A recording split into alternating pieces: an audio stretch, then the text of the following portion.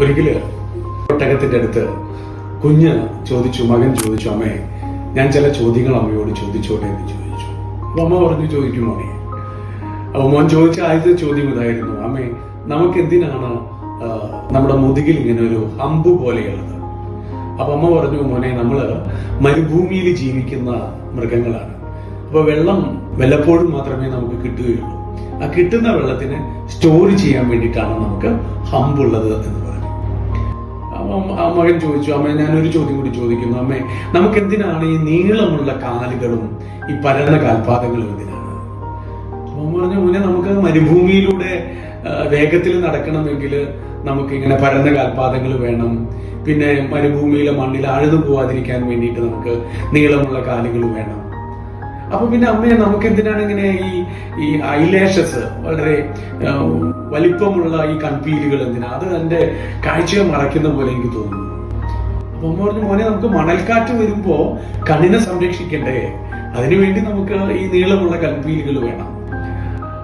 അപ്പൊ അമ്മയെ നമുക്ക് ഈ ഹമ്പ് എന്ന് പറഞ്ഞ വെള്ളം സ്റ്റോർ ചെയ്യാനും കാലുകള് വേഗത്തിൽ മരുഭൂമിയിലൂടെ നടക്കാനും കൺപീലുകള് മണൽക്കാറ്റിനെ തടയാനുമാണ് അല്ലേ അമ്മേ? അമ്മ പറഞ്ഞു, ശരിയാണ്. അമ്മ ഞാനെന്നാ ഒരു ചോദ്യം കൂടി ചോദിച്ചോട്ടെ? അമ്മ പറഞ്ഞു, ഇത് ചോദിച്ചോളൂ. പിന്നെ എന്തിനാണ് നമ്മൾ ഈ മൃഗശാലയിൽ നമ്മളിങ്ങനെ കഴിയുന്നത്? ഈ ചോദ്യവും ഉത്തരവും നടക്കുന്നത് ഒരു മൃഗശാലയിലായിരുന്നു. ഇത്രയൊക്കെ കഴിവുണ്ടെങ്കിൽ നമ്മൾ ജീവിക്കേണ്ടത് മരുഭൂമിയിലല്ലേ?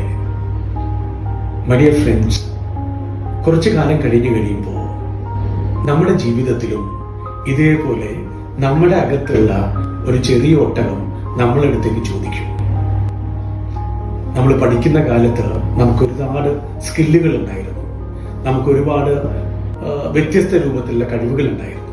ഒരുപക്ഷെ പാട്ട് പാടാൻ മിടുക്കമുള്ളവരായിരിക്കും നിങ്ങൾ, ഡാൻസ് ചെയ്യാൻ മിടുക്കുള്ളവരായിരിക്കും, അല്ലെങ്കിൽ കോർഡിനേഷൻ ലീഡർഷിപ്പ് ലെവലില് കാര്യങ്ങൾ ചെയ്തുകൊണ്ടിരിക്കുന്നവരായിരിക്കും നിങ്ങൾ.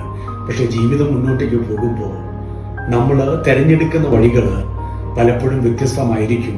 ജീവിതത്തിൽ ഒരു വഴിത്തിരിവിൽ എത്തി നിൽക്കുമ്പോഴാണ് പലപ്പോഴും നമ്മൾ ആലോചിക്കുന്നത്, ഈ കഴിവുകളൊക്കെ ഉണ്ടായിരുന്നിട്ട് നമ്മൾ എവിടെ എത്തി എന്നുള്ളത്. നമ്മൾ ജീവിതത്തിൽ പോണ്ടർ ചെയ്യാതിരിക്കണമെങ്കിൽ, നമ്മുടെ ഇന്നലകൾ നമ്മൾ പഴിചാരാതിരിക്കണമെങ്കിൽ നമ്മൾ ഇന്ന് തീരുമാനങ്ങൾ എടുക്കണം. ഞാൻ ഏത് മേഖലയാണ് എനിക്ക് തിരഞ്ഞെടുക്കേണ്ടത് എന്നുള്ളതും ഞാൻ ഏത് രൂപത്തിലാണ് ജീവിക്കേണ്ടത് എന്നുള്ളതും. So make sure that the choice is at your hand and enjoy the life. Thank you.